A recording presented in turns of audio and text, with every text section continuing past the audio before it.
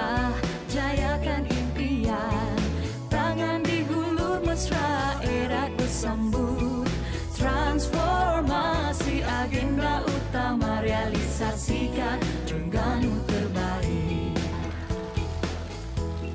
Saya sampai hari ini untuk menghadiahkan satu projek perumahan rakyat 500 unit.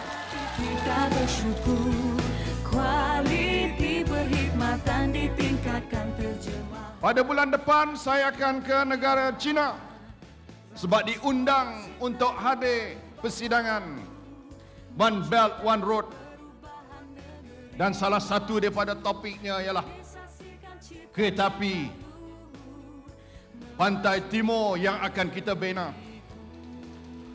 merentasi Pahang, Terengganu, Kelantan.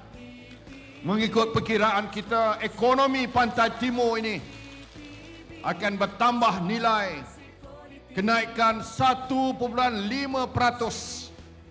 kerana kereta api Pantai Timur yang akan kita laksanakan pembinaannya.